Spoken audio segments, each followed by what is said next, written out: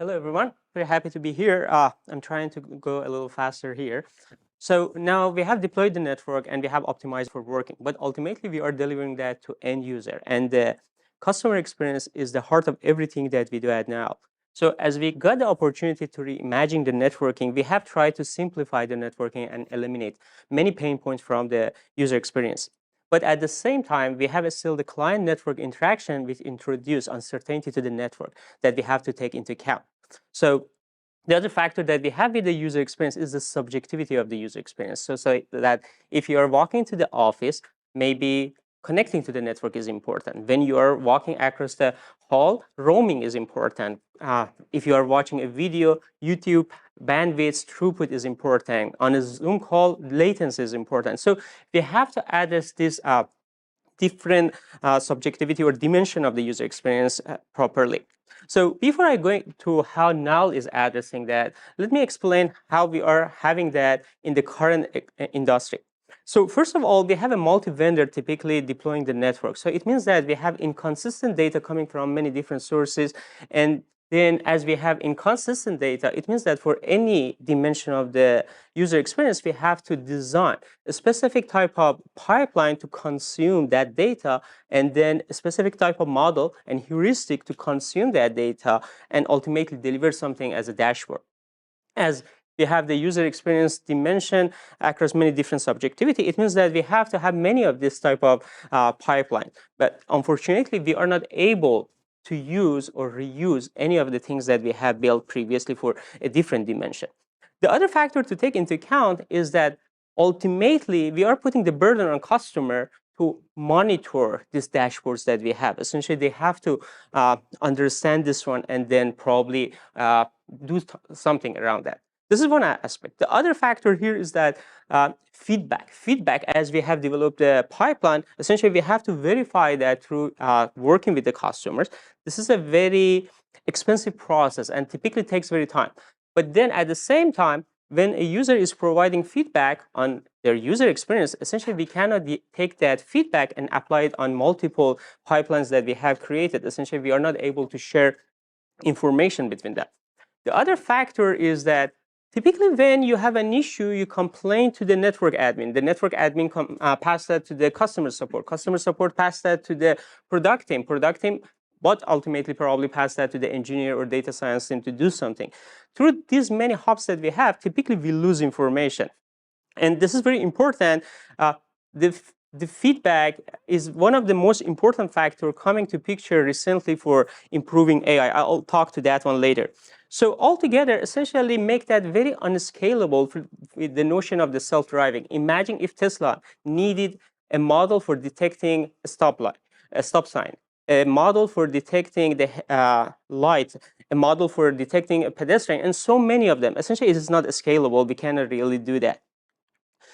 And then now, as we were building a new foundation for the network, essentially, first of all, this is a single vendor. It means that the data is all consistent. Now that you have all very high quality, granularity, diverse type of data, now you can consume that and have a better understanding of the user experience. This is the first thing.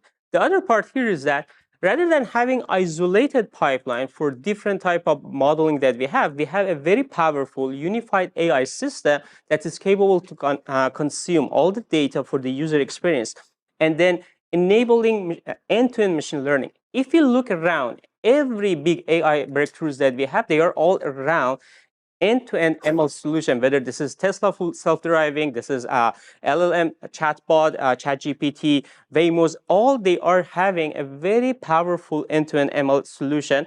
And as we have this unified AI system, it means that any feedback coming from customers automatically is helping the whole unified AI system to improve. So it means that all the downstream tasks are getting benefit out of that. The other thing that is coming as a network as a service benefits is that effectively the end customer is the production network engineer. It's in-house customer. Essentially, we don't have many hubs to get that first-hand high quality information from customers. So I skipped this one for sake of time. So as we are creating our unified AI engine, we call it Nile Experience Intelligence. So we are seeing a new player in the field of AI, generative AI. This is the time that AI is capable of generating new contents, things that we thought that is just in the realm of human. Now it's AI possibilities as well. As we are looking in the journey of AI, we see that some of the requirements that we need, algorithm, compute, and big data coming all together in a scalable data software framework, we had it to around 2015. And that's the time that we start seeing outstanding result coming from AI. But what enabled us to have something like generative AI is first transformers is a framework for end-to-end ML model that is capable of working with a diverse type of data. This is first. And the second part is scale. That's what made something like ChatGPT possible, something that is changing the world of AI. So at Nile, we have recognized the power of generative AI, and we built at top of the generative AI for managing the network and user experience.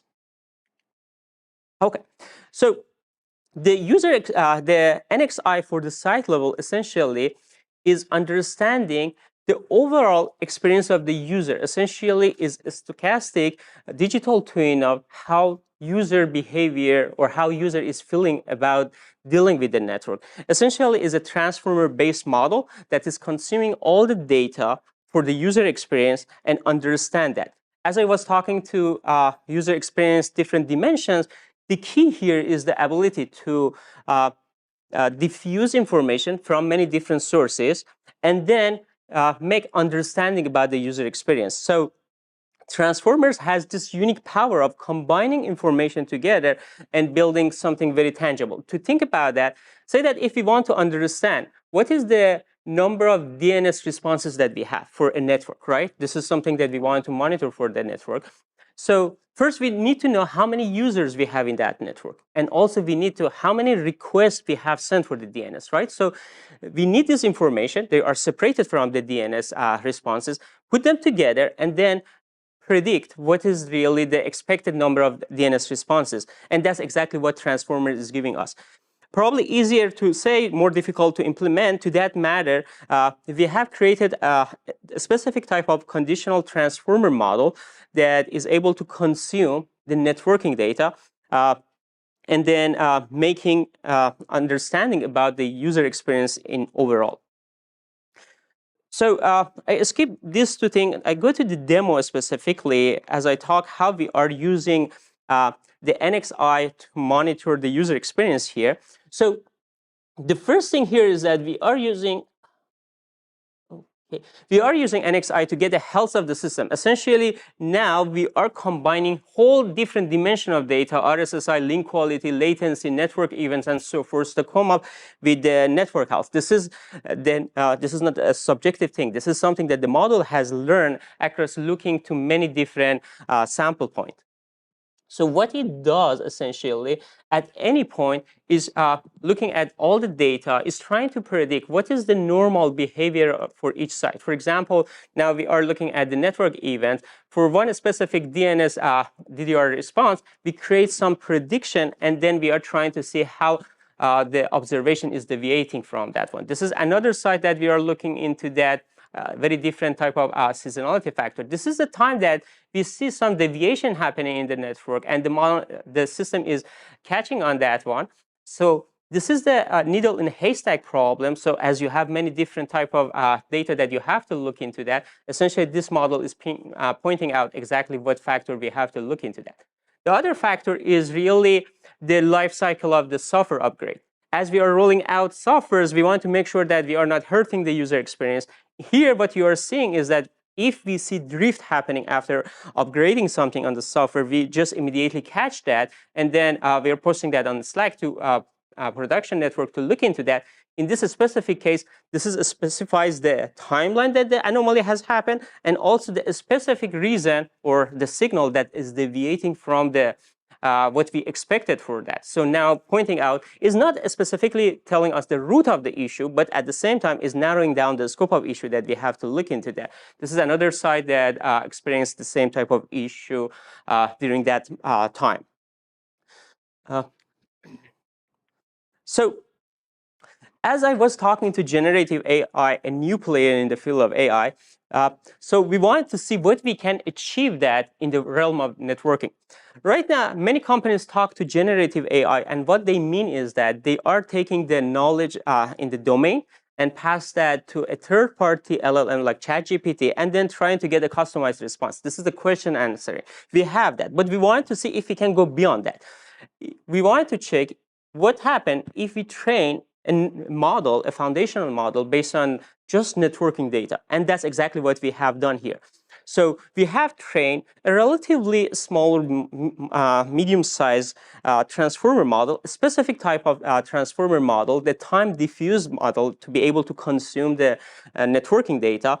And then for around something 1 billion different type of events, for sake of comparison, so probably ChatGPT is around 127 million parameters and is around 500 billion token is trained on. And so relatively small in this case, but it's still like the uncertainty of the data for networking is way less. So now training a model, so we are seeing very astonishing result coming out of this one. So in the field of generative AI, large scale models, we are seeing something that we call it emergent capability. And this is the time that we have not trained a model explicitly for some task, but still the model learned that task. For example, ChatGPT was never really trained to translate English to Persian, but it has learned it through the training process. Similarly, we are seeing something here with our foundational networking model. We have found an extremely innovative process or model to profile the user behavior. Essentially, it's if you have a sequence of events coming from one user and another sequence of events coming from another user, very easily model is capable of distinguishing them and detecting that this is coming from two different sources of devices. We took that opportunity and then we are rolling out our MAC spoofing solution based on this very specific feature where the model is able to tell us that this is spoof devices or this is a real devices. So as I rushed through a lot of things, apology for that one, I just wanted to summarize my section here. So the first thing here is that building the network ground up, now we have the foundation, the data consistency and the granularity that we need to make an end-to-end ML solution required to optimize every aspect of the networking. This is the key. The second part here is that our unified AI architecture, Nile Experience Intelligence, is based on a very powerful transformer model that is now able to address the user experience holistically. This is the key. Essentially, the other factor that I wanted to highlight here is that essentially, we want a very powerful model, not really to tell us really what is the expected DNSR signal or say that the coverage or throughput or latency. We want the model to understand that and then act upon that. This is really the goal here, is to make the model understand that. The last but not the least, our foundational model is opening up opportunities that we never could imagine before them. And then many still looking forward to have them on the Nile security solutions. So by that, I'm handing over that to Deepan to continue. So I have a quick question. Absolutely. Just trying to process several aspects of this, and I can't help but reach back to the one thing about, I want to turn off the lowest data rates while Nile will analyze and see if that's needed, or I'm just paraphrasing. It's like, well, my policy is I want them off. I don't want Nile to go find a client that's using them and say, okay, we need to leave them on. So that sort of thing. And it just feels like one thing that is maybe missing is the allowance for policy. Like, I don't want the BACnet protocol on my wireless network. And I don't want lower data rates. Sure. I do not want to run 802.11. Are there inputs into the Nile framework and the Nile thought process to allow for policy to shape system performance and analytics? So Lee, great question, because we understand that all types of deployments, all types of complex environments, right? So when we started it, we knew that you cannot direct automate everything. You cannot do AI automation for anything and everything that we can think of it. So definitely we created what we call the AI Automation Center also as what we call opportunity for us to go and fine tune anything and everything that's needed for a given tenant, for a given customer. So yes, we have an opportunity to fine tune anything that you want. In fact, beyond all the parameters that you think of, and we have more than that to fine tune it. So the answer is yes. It requires you to talk to us, and we'll fine tune that for that size. You want to enable, like say you don't want 2.4 gigahertz spectrum. Let's say you want to enable or disable the 2.4. You want to, so we have those capabilities, and you just call us, and we can take care of those. Thank you. So just to quickly summarize Ebrahim's section, all the complex end user experience measurement stuff that you heard him talk about, that is made possible because of the simplified architecture that Nile has put forth to begin with, and that's kind of the big deal, right? Because you have a certain consistency in your data store, and it's a single data store. So that's a key takeaway. And there are various ways in which we are able to leverage that. One is, how do you tell whether a channel plan was good or not? End user experience measurement could be one of the ways it can be done, right? In fact, the Slack demo that you guys saw, that's the proactive Slack notification we are getting when an anomaly is detected. So it's already in beta, if you will. Now, that said, I know there's a lot of curiosity around some of the other D2 activities, and I'm looking at the clock here. Software upgrades, Nile takes care of it. Customers, that's a big pain point. There is a lot of anxiety around upgrading the software. On the right side, what you see is a comprehensive pre and post upgrade check that Nile performs after each upgrade. And in fact, we also have a granted patent on the approach we take to verifying our software upgrade quality. And very soon, the software upgrade verification using the end user experience measurement from our AI model, NXI, that Ebrahim just spoke about, that's just going to take it to the next level. And on that front, we rolled out to hundreds of software upgrades to across 15 countries and hundreds of customers and different types of environments. And it's several hundreds, and we had 0 incidents so far. So customer gives us a maintenance window. We do this only during the maintenance window. They can also give us a restricted window that is from Thanksgiving to New Year. Let's say Walmart doesn't want any changes. So you have that kind of control as well. Right, exactly. And that's important, right? So shifting left doesn't mean that we also restrict our customers to a point where it starts to feel stifling. That's absolutely not the case.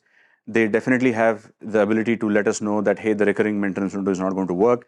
Please reschedule, and our operator team will essentially reschedule it accordingly. Is there a process that customers can go through to qualify the upgrade? So actually, we have a canary process. Frankly, what we do is M1 through M5. M1 is first we always deploy within the Nile. And then we do what we call alpha customers. Then we do the beta customers. Then we have per vertical, we have certain customers who accepted to go with it.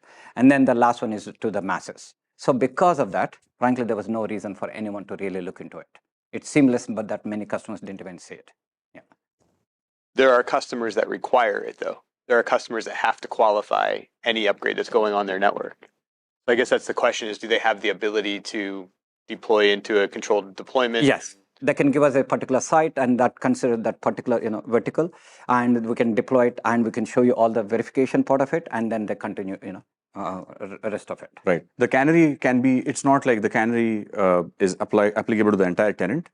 The tenant can tell us that this particular building within my site is a canary, and we will treat it that way. So they will get like the early code and all the issues sorted out if there are any. Right. And this report that you see here is something we definitely can share with the customers, but so far the customers have been happy with how the upgrades went. But they do get notifications on upgrade has started, upgrade was successful, and things of that nature.